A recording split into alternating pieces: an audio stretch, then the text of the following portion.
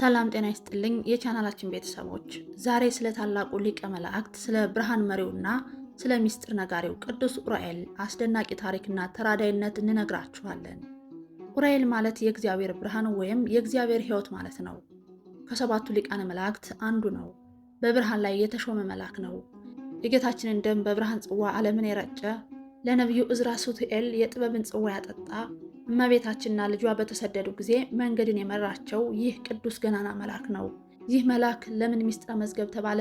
በሕይወታችን ውስጥ ያለው ሚናስ ምንድን ነው? እስከ ቪዲዮው ፍጻሜ አብራችሁን ቆዩ። ለቻናላችን አዲስ የሆናችሁ ሰብስክራይብ በማድረግ ቤተሰብ ሁኑ። ለሌሎችም እንዲደርስ ላይክ እና ሼር ማድረጋችሁን አትርሱ።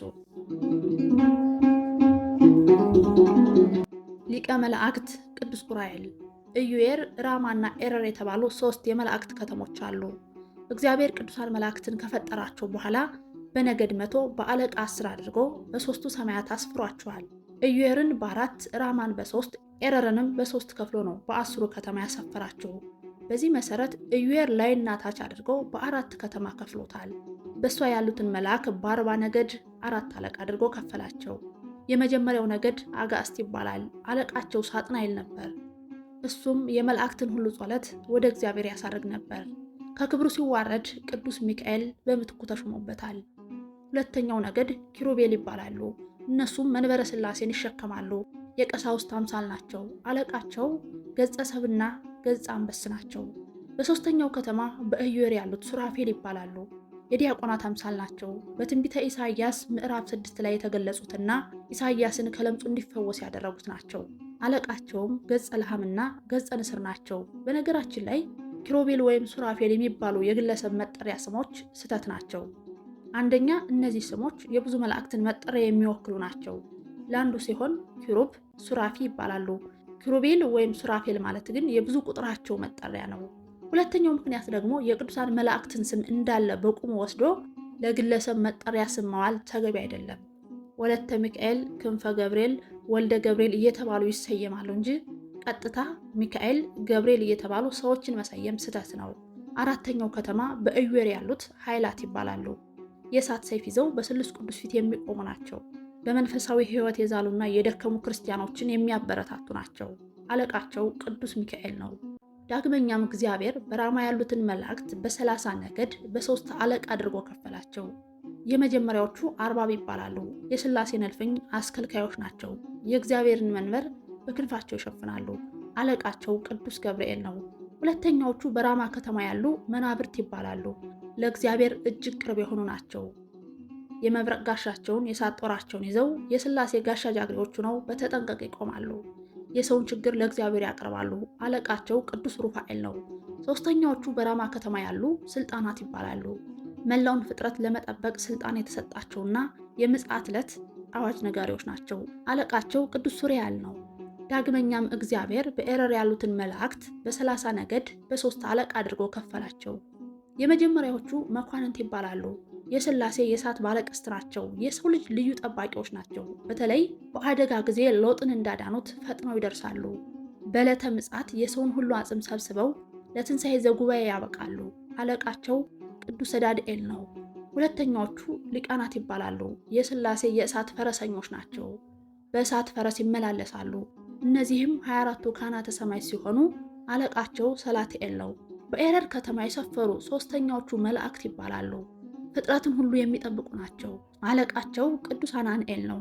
በእነዚህ የማይጠበቅ ፍጥረት የለም። ከአዝርት ጀምሮ ሁሉን ይጠብቃሉ። ቅዱስ ዮሐንስ በራእዩ በእግዚአብሔር ፊት የሚቆሙ 7 መላእክትን አየሁ እንዳለ ሊቃነ መላእክት በቁጥር 7 ናቸው። እነሱም ቅዱስ ሚካኤል፣ ቅዱስ ገብርኤል፣ ቅዱስ ሩፋኤል፣ ቅዱስ ራጉኤል፣ ቅዱስ ኡራኤል፣ ቅዱስ ፋኑኤል እና ቅዱስ አፍኒን ናቸው። ኡራኤል የሚለው ስም ኡርና ኤል ከሚሉ 2 ቃላት የተመሰረተ ስም ነው። ኡራኤል ማለት ትርጉሙ የብርሃን ጌታ፣ የአምላክ ብርሃን ማለት ነው። ቅዱስ ኡራኤል ከ7ቱ ሊቃነ መላእክት አንዱ ሲሆን ከፍጥረተ ዓለም ጀምሮ በመብረቅና በነጎድጓድ ላይ የተሾመ መልአክ ነው። በመሆኑም መጽሐፈ ሄኖክ እንደሚገልጸው መባርቅት ለጥጋብና ለበረከት እንዲበርቁ፣ ነጎድጓድም ለሰላም እንዲሆን ያሳምራል። ሚስጥረ ሰማይንና ሰማያውያን ዕውቀትን ሁሉ ለሄኖክ የገለጸለት መልአኩ ቅዱስ ኡራኤል ነው። የፀሐይን፣ የጨረቃን፣ የከዋክብትንና የሰማይን ሰራዊት ብርሃንን የሚመራ ይኸው ገናና መልአክ ነው። መድኃኔዓለም ክርስቶስ ለዓለም ቤዛ ሆኖ በተሰቀለ ጊዜ ክቡር ደሙን በብርሃን ጽዋ ተቀብሎ በብርሃነ መናንስት በዓለም ላይ የረጨው ይኸው ገናና መልአክ ቅዱስ ዑራኤል ነው። ለነቢዩ ዕዝራ ሱቱኤል ጽዋ ጥበብን አጠጥቶ ሰማያዊ ምስጢርን የገለጠለት መልአኩ ቅዱስ ዑራኤል ነው። እውቀት ተሰውሮበት ለነበረው ለኢትዮጵያዊው ሊቅ ለአባ ጊዮርጊስ ዘጋስጫም በእመቤታችን ትእዛዝ ጽዋ ጥበብን አጠጥቶ ሰማያዊያን ምስጢርን የገለጠለት ቅዱስ ዑራኤል ነው። ዑራኤል የተባለ መልአክ ሊረዳኝ መጣ ይላል መጽሐፈ ዕዝራ። አምላካችን እግዚአብሔር የሕይወትንና የይቅርታን ዝናብ በምድራችን ላይ ያዘንብ ዘንድ እንዲሁም የእርሻችንን አዝመራ በዝናብ አብቅሎ በፀሐይ አብስሎ ለምግብነት እንዲበቃ ከፈጣሪ ዘንድ ምሕረትን የሚለምን መልአኩ ቅዱስ ዑራኤል ነው። ሊቁ አባ ጊዮርጊስም በመልአኩ አማላጅነት እጅግ ብዙ ድርሰቶችን የደረሱት መልአኩ ጽዋ ሕይወትን ካጠጣቸው በኋላ ነው። በመጀመሪያም አባ ጊዮርጊስ የተወለዱት በመልአኩ ዑራኤል አብሳሪነት ነው። በቅድስት ሀገር ኢትዮጵያ የተመሰረቱ አብዛኛዎቹ ቅዱሳን ገዳማት በቅዱስ ዑራኤል መሪነት ነው። ድርሳኑ ላይ የማይጠቅሳቸው የሀገራችን የከበሩ ቅዱሳን ገዳማትና ቅዱሳን ነገስታት የሉም። የብርሃን እናቱ ድንግል ወላዲት አምላክን ከልጇ ከአምላካችን ከኢየሱስ ክርስቶስ ጋር ስትሰደድ መንገድ እየመራ ወደ ግብፅና ወደ ሀገራችን ኢትዮጵያ ያመጣቸው ቅዱስ ዑራኤል ነው። እመቤታችንን ከተወደደ ልጇ ጋር በደመና ጭኖ መላ ኢትዮጵያን ካስጎበኛት በኋላ ቅድስት ሀገራችንን ለእመቤታችን የአስራት ሀገር እንድትሆን ያደረገው መልአኩ ቅዱስ ዑራኤል ነው። መልአኩ ቅዱስ ዑራኤል በዓመት 3 አባይት በዓላት አሉት። ጥር 22 ቀን በዓለ ሲመቱ፣ መጋቢት 27 ቀን የጌታችንን ክቡር የሆነው ወርቅ ደሙን ለዓለም የረጨበት ነው። ሐምሌ 22 ቀን ቅዳሴ ቤቱ የሚከብርበትና ለነቢዩ ዕዝራ ሱቱኤል የእውቀትን ጽዋ ያጠጣበት ዕለት ነው። የሊቀ መላእክት የቅዱስ ዑራኤል ጥበቃው አይለየን፣ በጸሎቱ ይማረን፣ አሜን።